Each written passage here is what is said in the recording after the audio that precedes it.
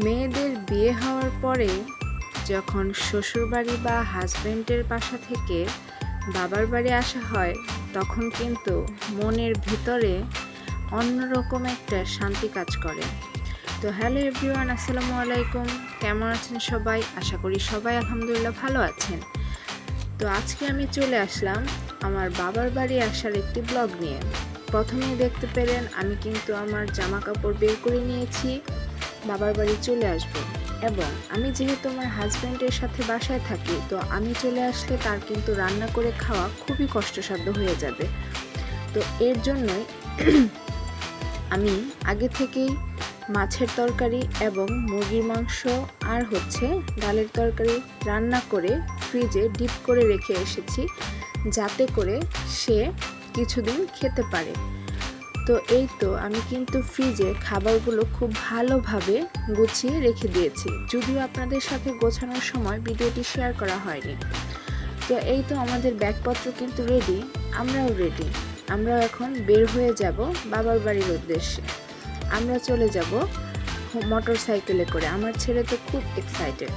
যেহেতু আমাদের আসতে আসতে অনেকটাই রাত হয়ে গিয়েছিল, তাই আপনাদের সাথে কোনো ব্লগ ভিডিও আপলোড করতে পারিনি।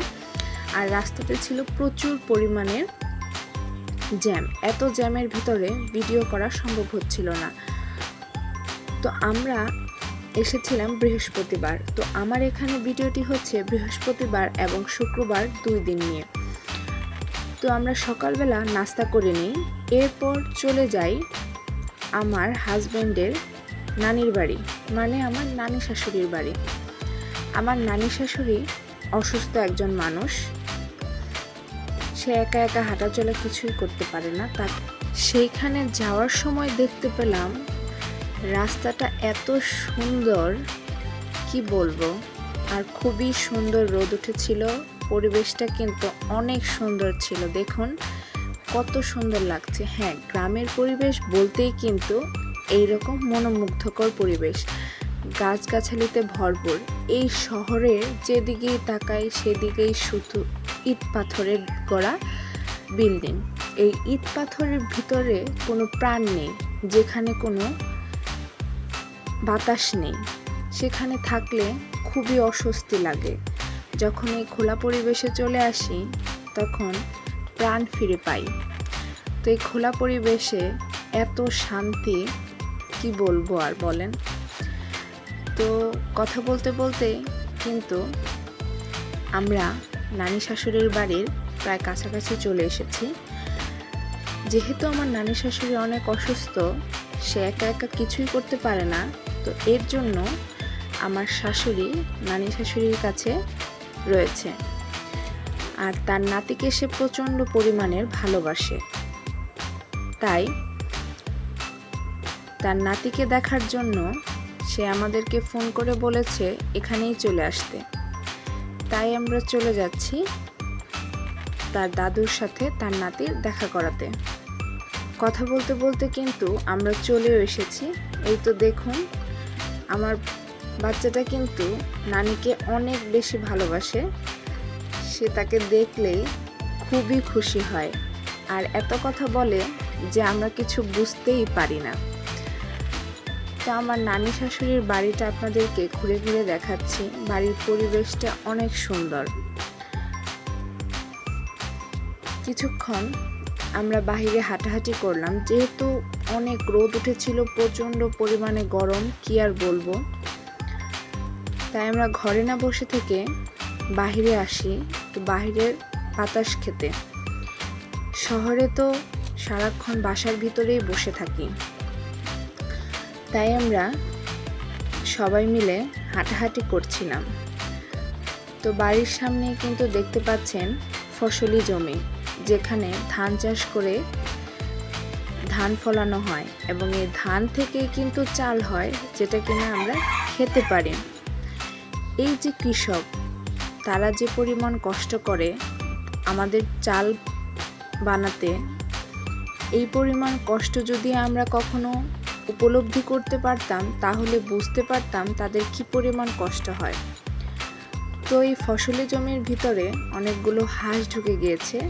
আমার হাজব্যান্ড সেই হাঁসগুলোকে তাড়ানোর চেষ্টা করছে, দেখুন তাদের কত প্রকারের প্রচেষ্টা চলছে এখানে।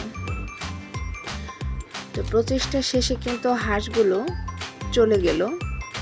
তো এরপর আমি আমার হাজবেন্ডকে বললাম, একটা ভিডিও করে চলো, তুমি আমার হাতটা ধরবে, সুন্দর করে হাসি দিবে, ভিডিওটা করি। আমার হাজবেন্ড এত সুন্দর করে হাসি দিয়েছে, কি আর বলবো বলেন, পুরো ক্রাশ খেয়ে গেলাম। আপনারা কিন্তু আবার ক্রাশ খেয়েন না। আমার হাজবেন্ড এবং বাচ্চাকে দেখে কিন্তু অবশ্যই মাশাআল্লাহ বলবেন। তো এই তো তাদেরকে কিন্তু অবশেষে উঠানো গিয়েছে জমি থেকে। হাঁসগুলো দেখতে কত সুন্দর লাগছে দেখছেন। তো গ্রামে কিন্তু এই হাঁস মুরগি এগুলো সবসময় দেখা যায়। এরপর আমরা ওখানে খাওয়া দাওয়া করি। কিছুক্ষণ থাকার পরে আমরা আবার চলে আসি। খাওয়া দাওয়ার সময়ের ভিডিওটাও আমার নেওয়া হয়নি। আমরা এখন যাচ্ছি আমার শ্বশুর বাড়িতে। তো আমার শ্বশুর বাড়ি যেতে হলে নদী পার হতে হবে। আমি কখনোই নৌকাতে উঠিনি, কারণ আমাদের এদিকে পানি খুবই কম হয়, আর পানি আসলেও নৌকার রাস্তায় চলাচল করি না কখনো। আজকে প্রথম আমার হাজবেন্ডের সাথে আমি নদী পার হব, এবং আমার বাচ্চাও। কিন্তু দেখেন আমার হাজবেন্ড কি করছে। আমার বাচ্চাটারও প্রচুর সাহস, সেও তার বাবার সাথে সাথে তাল মিলিয়ে কাজ করবে। পানিতে নামিয়ে দিয়েছে, দেখেন সে কিন্তু পানিতে অনেক মজা পেয়েছে। তো এরই মাঝে একটা কথা বলে নিচ্ছি, যারা আমার চ্যানেলটি সাবস্ক্রাইব করেছেন তাদেরকে অসংখ্য ধন্যবাদ। আর যারা আমার চ্যানেলটি সাবস্ক্রাইব করেননি তারা অবশ্যই চ্যানেলটি সাবস্ক্রাইব করে লাইক করবেন এবং কমেন্ট করে আপনাদের মূল্যবান মতামতটি জানাবেন আমার ভিডিওটি আপনাদের কাছে কেমন লেগেছে।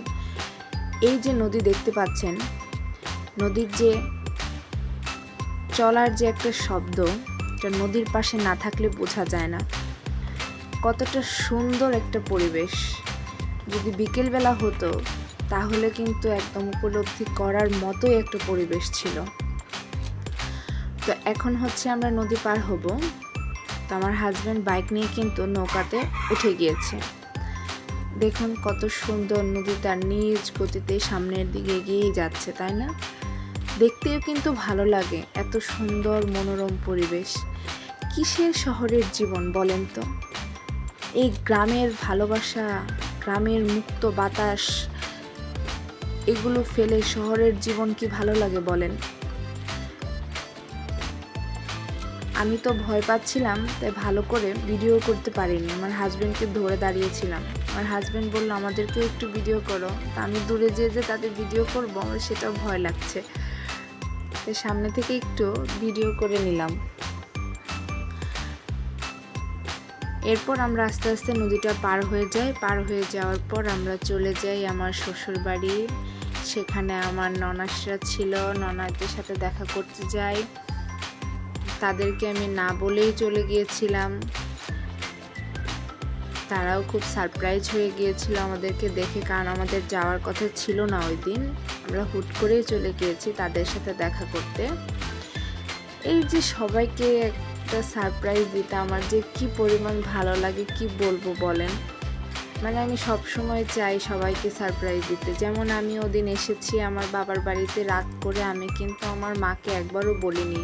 মা বারবার জিজ্ঞেস করেছিল তোমরা আসবে কিনা, আমি না করেছি। তো হঠাৎ করে যখন এসেছি, মানে রাত হয়ে গিয়েছিল, তো আসলে ভিডিওটা করা হয়নি। আর ভিডিও কিভাবে করব বলেন, এত জ্যামের ভিতরে বাইকে আসছি, মানে কি বলবো, বাচ্চাও খুবই বিরক্ত করেছে। ওই অবস্থাতে তো ভিডিও করা সম্ভব না, তাই ভিডিও করতে পারিনি। আর এই যে আমি হুন্ডাতে বসে বসে কিন্তু ভিডিও করছি, মনে হচ্ছিল কি এত বাতাস, মানে ফোনটা পড়ে যাবে হাতে থেকে, এত ভয় লাগছিল ভিডিও করতে গিয়ে। আপনাদের সাথে শেয়ার করব বলেই কিন্তু এত কষ্ট করে ভিডিওটা করি। অবশ্যই কিন্তু আপনারা পুরো ভিডিওটি দেখবেন না টেনে। আর যেহেতু আমি বাবার বাড়ি গ্রামের বাড়িতে, তাই কিন্তু মুরগির শব্দ হতেই পারে, হাঁস মুরগি গরু ছাগলের শব্দ। আপনারা প্লিজ ভিডিওটিতে এই সাউন্ডগুলো স্কিপ করবেন। এরপর আমার শ্বশুর বাড়িতেও কিন্তু অনেকটা সময় ছিলাম, প্রায় বিকালের দিকে এসেছি, 3টার দিকে। তো ওখানে যা যা করেছি সেগুলো কিছুই ভিডিও নেওয়া হয়নি। এরপর আমরা ওখান থেকে চলে আসি। এখন আমরা চলে আসলাম আবার বাবার বাড়িতে। মানে সারাদিন শুধু ঘুরতে ঘুরতেই গেল। তো এখন আমরা চলে এসেছি প্রায় বাবার বাড়ির কাছাকাছি। আপনারা সবাই ভালো থাকবেন, সুস্থ থাকবেন, আমাদের জন্য দোয়া করবেন। ভিডিওটি আজকের মতন এখানেই শেষ করছি। সবাই ভালো থাকবেন। আল্লাহ হাফেজ।